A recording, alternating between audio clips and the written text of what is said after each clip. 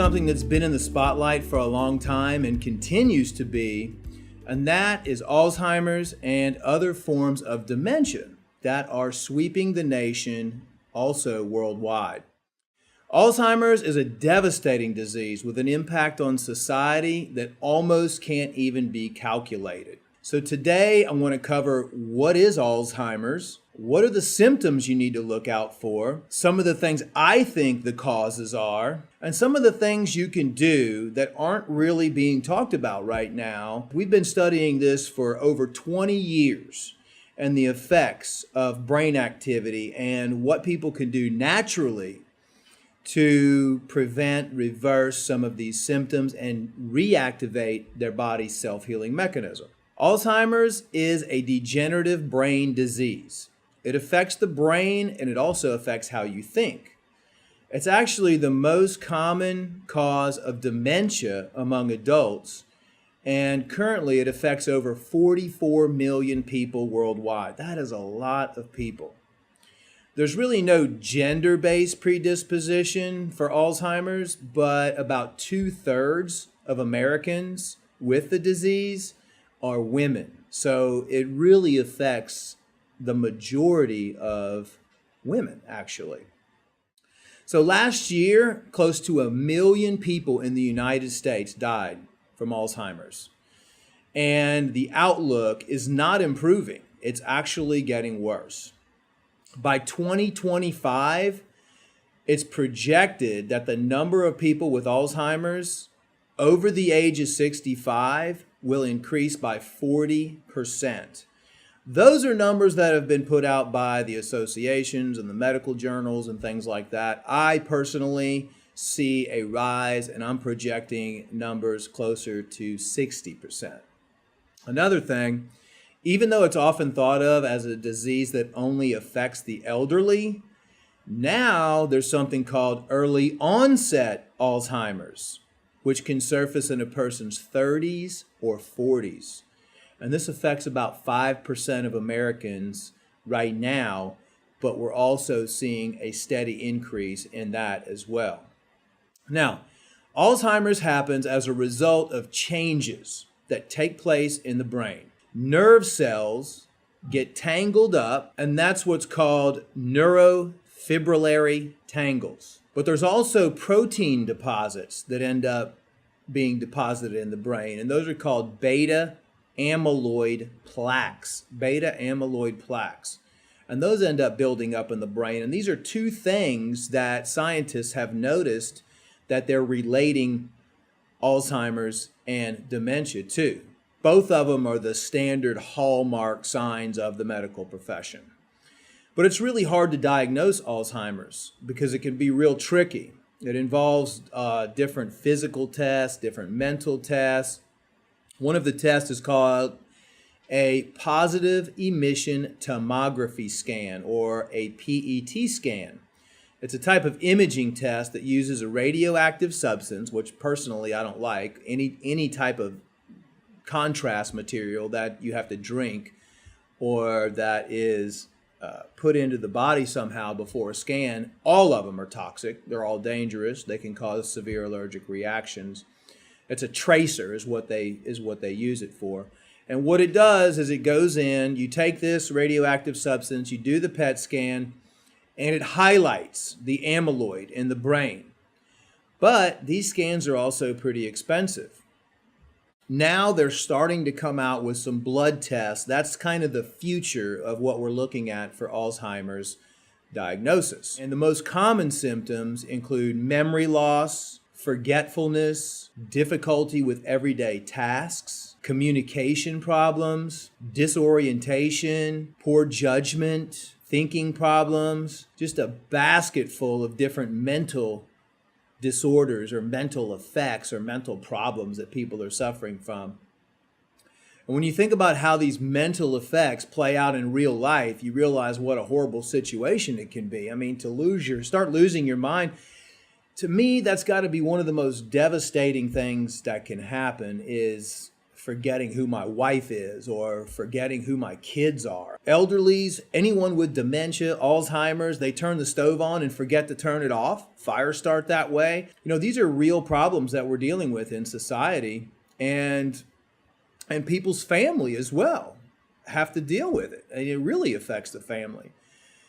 Basically, Alzheimer's is a disease that may and eventually does require around-the-clock, 24-hour-a-day care. And that really opens up another can of worms right there, because Alzheimer's is bad enough to deal with in its own right, but when you consider the financial burden that comes with this disease, it goes to a whole nother level. The fact is, Alzheimer's is one of the costliest chronic diseases to society and to families. Now, I touched on this a little, but one of the less discussed costs of Alzheimer's, and it can't be ignored, is the immense toll it takes on family and caregivers. Over 15 million Americans are unpaid caregivers for someone with Alzheimer's or dementia, and most of the time it falls on family members. As a matter of fact, the Alzheimer's Association reports that about 80% of at-home care is provided by a family member. In 2014, friends and family provided nearly 18 billion hours of unpaid care. And 2/3 of the caregivers out there are women, and 34% of them are over the age of 65. That is just a struggle that's flat out heartbreaking. And these people are usually not doing it with vast resources. 40% of the caregivers out there have a household income of $50,000 or less. It's so good that we have so many nice, caring people out there.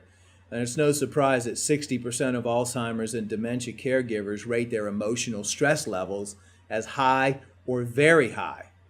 And 60% of Alzheimer's caregivers, out of all those, 40% of them suffer from depression. So not only are you having the Alzheimer's, but you're having the problems with the caregivers, which are having extreme stress levels, and 40% of them suffer from depression. Alzheimer's, it isn't a part of normal aging. So if any medical or any doctor tells you it's just normal that you're going to get it, they're wrong. But aging is the biggest risk factor, because if your body accumulates chemicals and toxins for years and years and years, that's definitely going to take a toll on your body. And every 5 years that you age, your risk actually goes up for some form of dementia or brain dysfunction. So what is the standard medical philosophy? What do the allopathic doctors teach us? What does the American Medical Association, the Alzheimer's Association try to preach to us? Is that it's generally believed that the disease is a combination of age, genetics, environment, lifestyle, and other medical conditions. Honestly, I don't even think they know what it is. I can tell you this. One conclusion that I've come to after looking at all the research that's out there is that the cause is exposure to toxins, environmental pollutants, a clogged liver, a malfunctioning liver, and too many chemicals and heavy metals, pesticides and herbicides, and too many chemicals and toxins in the food, the air, and the water that people are taking into their body on a daily basis. And actually, studies have confirmed that. Recent studies that toxins and environmental pollutants are associated with Alzheimer's. One of them is pesticides and herbicides, which I mentioned. There was a study by the American Medical Association's Journal of Neurology that found Alzheimer's patients had 4 times the DDT metabolites in their blood as people who do not have Alzheimer's. DDT was a toxic pesticide used for years and years and years. It's banned now, but it was used from, I think, the 1930s all the way up to the 1970s or something like that. And we know for a fact that Alzheimer's patients have 4 times the DDT levels. The next one is glyphosate. If you have bottles of Roundup from Monsanto, that is the company who is destroying our food supply and also destroying most of the agriculture and the soil. Roundup, the main ingredient in that is called glyphosate. It's a strong pesticide that's taken over the world. It's contaminated a huge portion of the food supply, especially the genetically modified foods. And it's actually worse than DDT. You can't even wash it off. And everybody's spraying it in their gardens around their house, and it's on any type of non-organic foods. The deteriorating effect they have on brain health is just one of the many problems associated with pesticides. And we've got tons of information about that on globalhealingcenter.com. If you want to go to the website and just type in glyphosate, pesticides, herbicides, effect on the body. I mean, we have plenty of information on that with the clinical research. I always want to provide people with the actual studies so they don't think that I'm just up here sitting here talking about stuff that's not proven. One of the things that's kind of weird that you might not think of is Alzheimer's is correlated with a deficiency in the supply of fat and cholesterol in the brain. Now, this is something that I've spent a lot of time researching, and I know that it's one of the main causes of Alzheimer's that I think, and that's the lack of cholesterol that's getting up to the brain. And that's been proven in many clinical trials as well, and actually clinical studies, as there is a deficiency in the supply of cholesterol in the brain and the way the insulin in the brain works as well. Now, that sounds odd because a lot of people have heard cholesterol is bad. But that's a gross oversimplification. The reality is that cholesterol is critical for nervous system function and brain health. It actually protects the nerves and helps facilitate communication between the cells. So people with Alzheimer's have been found to have significantly less cholesterol and fatty acids in their cerebrospinal fluid compared to individuals without Alzheimer's. How does that work? That comes back to linking to the liver function. The liver is what produces your good and bad cholesterol, LDL and HDL. Keep your high HDLs high and keep your LDLs low. That's the general scheme of things. Your low density lipoproteins are your LDLs, and your high density proteins are your lipoproteins are your HDLs. Columbia researchers found that people with a solid balance of good cholesterol were 60% less likely to develop Alzheimer's. Now, a cholesterol imbalance might be dietary. In fact, a healthy organic diet with the good fats has been found to improve cognitive abilities and some of the other symptoms associated with Alzheimer's. Good fats are going to be your cold-pressed virgin organic olive oil, coconut oil, avocado oil, which is really good to use, especially during cooking because it can go up to 400 and something degrees without disabling it or breaking it down. Those are going to be your good fats, adding good fats into your diet. But one thing that surfaced recently is statin drugs, which a lot of people are on for high cholesterol.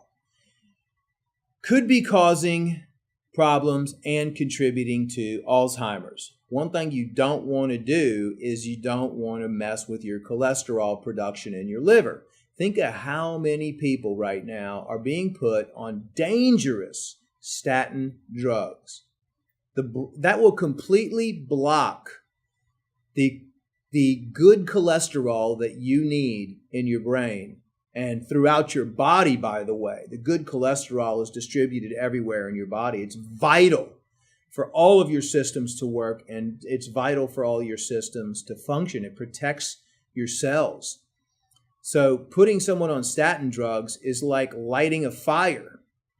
It's just, extremely damaging to the body. Statin drugs inhibit the enzymes and interfere with the synthesis of both cholesterol and coenzyme Q10. And that, like with a lot of the prescriptions, can have serious, serious unintended side effects. Now, the next thing I want to talk about, which is associated with Alzheimer's, is aluminum. You might have heard that aluminum is associated with that, and in fact, that's probably the toxin that you hear about the most. There's no question about it. Aluminum, when it gets into your body, is a neurotoxin. It's been proven to be a neurotoxin, and it actually causes brain inflammation. So what you want to do is avoid aluminum-based deodorants. Most of the deodorants have aluminum in them. You don't want to drink anything out of aluminum cans, beer, soft drinks, whatever. You wouldn't want to use any aluminum cookware. And there's, alternatives. There's natural deodorants right now, aluminum free. You can use ozonated olive oil as a deodorant. You want to use ceramic, Teflon free, non-toxic cookware. And then if you're going to be drinking anything, make sure you're drinking out of glass bottles. Another big problem that's been associated with Alzheimer's is mercury. Mercury is extremely toxic to the brain. It affects both short and long-term memory, reason, attention span, and it's linked to the formation of the neurofibrillary tangles that we were talking about before that you're seeing on the PET scan. Mercury is directly linked to that. Some research has actually found that people with Alzheimer's have 3 times as much mercury in their blood than people without. How do you get mercury in your body? A lot of tap water. I know a lot of tap water is not only mercury, but arsenic, lead, cadmium, nickel, all kinds of aluminum. What you want to do is just avoid any type of tap water if you can. Mercury amalgams in your teeth. Find a natural dentist, find a holistic dentist who can safely remove the mercury from your mouth. That is one of the most important things you can do. And next, one of the things that we've really been studying over the last 15, 20 years, it's one of my top toxins that affects the brain, are artificial ingredients, specifically artificial sweeteners. That's going to be your NutraSweet, your sucralose, your aspartame, all of those. Also preservatives that are added to food, colors, flavors, all of those things are neurotoxins. Dr. Russell Blaylock, if you want to look at excitotoxins, neurotoxins in the brain, these are some of the things that you want to research that have been proven over the years. We know for a fact that MSG, for example, has an accelerating effect on the beta amyloid protein deposits. And that's another thing we were talking about that's associated with Alzheimer's. And we know that MSG speeds up the development of Alzheimer's. MSG is hidden under multiple names on ingredient labels. It's basically like, again, pouring gas on the fire. Aspartame, an artificial sweetener that's part of the diet soda craze. In the body, aspartame actually turns into formaldehyde, which is a methanol metabolite. And listen to this, in animal studies, mice that were given methanol developed Alzheimer's symptoms. You should just ask yourself, is it worth my brain literally to eat food that contains this stuff or drink drinks that contain it? For me, the clear answer is absolutely not. Absolutely not. The best option is to live a clean, healthy lifestyle that's not full of increased risks. Another reason you should maintain a healthy diet and get some form of exercise is to support your cardiovascular health. Cardiovascular problems, especially heart problems, stuff like high blood pressure, cholesterol, diabetes, they all raise the risk of getting Alzheimer's. Another problem you might run the risk of having in your diet is poor imbalanced blood sugar. That is also associated with a toxic liver and can also be an aggravating factor for Alzheimer's. The enzymes that lower your blood sugar also reduce amyloid, the amyloid plaque. So when those enzymes are dealing with elevated sugar, they can't reduce the amyloid. So you see how that's all kind of working together. Wellness, health, encourages wellness and health. Sickness encourages sickness. So, even if you're taking one step a day to improve your health, you're still making progress, you're not standing still, and you're not going down the stairs towards disease. And I say it all the time, if you can be well, and everyone can, without prescription drugs, you're going to be much better off. So a lot of times prescription drugs are like a whack-a-mole. A doctor spends 7 minutes with you. How are they going to properly diagnose what's really going on with you in those 7 minutes?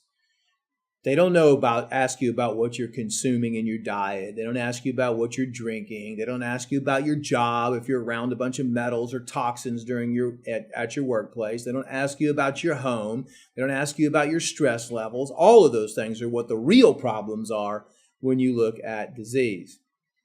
Drugs just take care of one problem. You might, come in and get put on a prescription medication, and it might take care of that problem, but then 5 others are going to pop up. And then they're going to put you on drugs for some of those other things. Now, I'm not saying you don't need prescription medication every now and then, but you should never be on prescription medication long term. Another problem that's associated with Alzheimer's is hormone replacement therapy, for example. There was at least one trial that found taking estrogen increased the risk of developing dementia and Alzheimer's later in life. Right now, we have so many things that are estrogen mimickers, endocrine disrupting chemicals. We have high levels of estrogen being tested in men and female. We have low levels of testosterone, growth hormone, progesterone. So estrogen is also, high estrogen levels have also been linked as a factor to developing Alzheimer's. There's so many people on Adderall, so many people drinking coffee excessively, so many people having problems sleeping at night right now due to high stress levels, due to anxiety. Sleeping pills are becoming increased risk of many different things, but basically all medication is something to be careful with. But sleeping pills specifically have been shown to increase the risk of Alzheimer's. Now, don't stop taking your medications without talking to your doctor and developing a plan. I'm just saying, if you can take steps to be in charge of your own wellness, you're going to be a lot better off. Another thing to consider here, as long as we're talking about brain health, is the mental health aspect of it, specifically stress. I talk a lot about the negative effects of stress all the time, why it's important to eliminate the cause of stress. I mean, it's not good to just take a product or take a medication, because you got to figure out why are you stressed to begin with? The best you can anyway, and find effective ways to deal with that. It's the root cause. So what is Alzheimer's? It's an inflammatory disease. Studies have linked psychological stress to the onset of dementia. So if your body is chronically inflamed, you're going to have a big problem, and Alzheimer's could be one of them. As a matter of fact, every single disease out there, well, I would say the majority of them, probably 90%, has something to do with inflammation in the body. First and foremost, you want to try to eliminate all the chemicals, toxins that you're exposed to on a daily basis.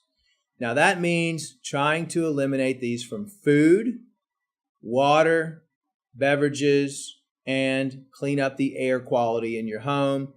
Have a healthy organic diet. My book, The Green Body Cleanse, explains easy ways to eliminate and replace. So it's not like, okay, you need to eliminate all the things you love. That's really hard for people to do. I'm not saying eliminate your, white sugar, let's say. What I'm saying is replace it with a natural, healthier option like organic stevia or agave nectar or coconut nectar, or replace your white flour, which is toxic, with a certified organic, gluten-free type of flour. I mean, the thing is, what you're trying to do is balance everything out. You look at what you're eating, and instead of eating the toxic things, first of all, you want to eat organic things. So all you're doing is eliminating the toxins coming in. And then exercise is absolutely critical. Pick out what you love to do. At least try to exercise a few times a week. Pretty much everyone is in agreement on this. Even the National Institute of Health, the Alzheimer's Association, they all recommend healthy eating and exercise. That also means limiting your sugar. Your high fructose corn syrup should be eliminated. The white sugar should be eliminated. Saturated fats should be eliminated. Focus on organic fruits, vegetables, nuts, seeds. No genetically modified foods. Don't smoke. Stimulate your mind. Exercise your body. It's really all about solid fundamentals. There are a lot of influencing factors, and the more of them that you have in check, the better off you're going to be. And with that, you can't underestimate the importance of mental stimulation. That means keeping your mind sharp. There's a lot of evidence out there that shows staying mentally active supports brain health. That's actually straight from the Mayo Clinic, that exercising the mind boosts your thinking skills, which is it's really successful for anybody that has dementia or Alzheimer's or anything like that, to exercise their mind. Reading, writing, doing word puzzles, whatever you want to do that makes you feel like you're stimulating your mind. When it comes to your brain, it's really a use it or lose it proposition. If you don't keep your brain active, you're just going to lose it. So beyond having a diet that's in order and regular exercise, a lot of people want to know, what are the little tips and tricks? What are the natural remedies and supplements for promoting brain health? And yes, there are a few. Some of the ones that I've used and worked the best are cinnamon. Cinnamon extract is one possible option. There was actually a study published in the Journal of Alzheimer's Disease that found compounds in cinnamon extract that helped stop the protein dysfunction, which could prevent and possibly reverse the neurofibrillary tangles. Now, this may happen because cinnamon supports normal brain insulin activity. So very important. Insulin and insulin receptors in the brain are essential for memory and cognitive functions. Most every person with Alzheimer's usually has an imbalance with their insulin. That's also a reason why the gallbladder, the pancreas, the liver are so important to be healthy. Second tip I can give is ginseng. Ginseng is another one that we've used that really helps support brain health and function. Next is omega-3 fatty acids. This is one of the biggest things. There was information released from the National Institute of Health, an animal study that found regular consumption of omega-3 fatty acids reduced cognitive impairment. Also, omega-3s are good fighters of inflammation, so I would highly recommend getting on a good omega-3 fatty acid product. So is coconut oil, one of my favorites. This is something that no matter who contacts us with Alzheimer's, dementia, no matter what, always, I would highly recommend typing in coconut oil and Alzheimer's in Google. You're going to see videos out there of how successful this actually is. And the reason why is because coconut oil contains ketones. Ketones are a powerful brain food, and people with Alzheimer's don't have those. And definitely think about adding coconut oil to your diet. It's one of the most successful remedies. And I highly recommend you also do some research online regarding coconut oil. Chlorella is another supplement I like. It's similar to cilantro in that it's really powerful for detoxifying and pulling out toxic metals from your body, especially mercury. We actually have a product called Zeotrex, which contains a lot of different compounds which help support the body's natural elimination of harmful metals and toxins. Iodine. Iodine I've talked about a million times. Check out my other video on everything you need to know about iodine. But in a nutshell, it's super powerful for helping detoxify some of the worst mental and thyroid toxins. It's really good. It goes up into the brain, helps detoxify, helps repair every cell in your body. It has iodine receptors. It's extremely important in my opinion. Next is a healthy bowel. Right now, you're seeing I've been saying this for 20 years. There's a gut-brain connection. Everything, if you have a healthy gut, you have a healthy brain. Now, I don't know if there's just more money being put into it. Pharmaceutical companies are starting to say this. They're starting to come out with their own probiotic formulas. There is definitely a gut-brain connection. My next tip is heal your gut, heal your brain. And that means use a good oxygen-based intestinal cleanser like Oxy Powder. Cleanse out all that garbage in your gut. Use a solid probiotic supplement, which is instrumental when it comes to cultivating a healthy biosphere inside your gut, a biome, which is really keeping your gut clean, eating good, clean foods, and taking a good probiotic because you're cultivating a healthy gut. Most of the neurotransmitters, believe it or not, are made, your dopamine, your serotonin, produced in your gut. So you really have to focus on healing your gut. And that means cleansing your gut and taking a good probiotic formula like Floratrex. NADH. NADH, one study found that NADH is just the name of the supplement. And you can find that online anywhere, get a good one. One study found that 6 months of supplementation of NADH positively influenced verbal and mental sharpness. Next tip on my list is just drink lots of clean water. Water is so powerful. And what we've noticed with Alzheimer's, with every disease, is that most people are deficient. They're dehydrated. Every living substance on the planet is composed of at least 80% water. Water is vital to your health.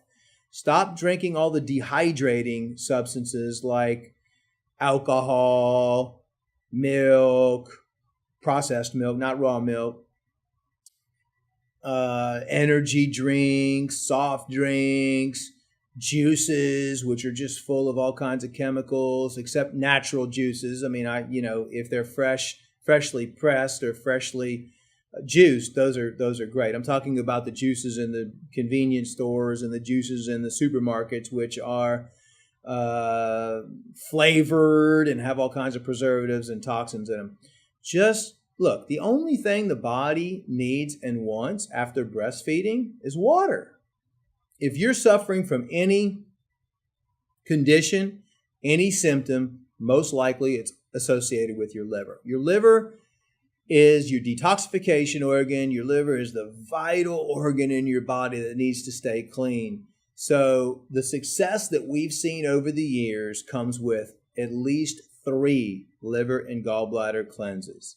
And that's with the olive oil. You have to take the olive oil because the olive oil works like oil pulling. It goes into the liver and it literally pulls out all those chemicals and toxins and everything. So I would say if there's one thing I would recommend, the number one thing I would recommend is liver cleansing for everything, actually. I mean, we're just living in a world right now where we're exposed to so many chemicals and toxins coming in that in our research, we found that the majority of the people, over 70% of the people over the age of 40, their livers are only functioning 40%. And your liver needs to be functioning 80% for you to be healthy. So do your best to follow a healthy diet, eat as much raw food as you possibly can. And not only that, cleanse your intestines and repair your gut. Cleanse your liver and gallbladder. cleanse all the chemicals and heavy metals out of your body. It's all about cleansing. That's what I have to give you. And that's the research that I've come up with. I wanted to share with you regarding Alzheimer's, dementia. You can always go to our Facebook page. You can always subscribe to our newsletter. You can go to our YouTube account to see a lot of extra videos. You can go to globalhealingcenter.com. You can type in the search bar anything that you want to learn. We're here to help educate. We're here to help walk you through. We have a whole staff, customer service, which will answer any questions that you possibly have. And I hope you have a great day today. Live healthy. And if you have any questions, get in contact with us. Thank you. Hey, thanks for watching. For more information on living a healthier lifestyle, check out more videos below. You can also subscribe to our channel and shop our supplements at globalhealingcenter.com.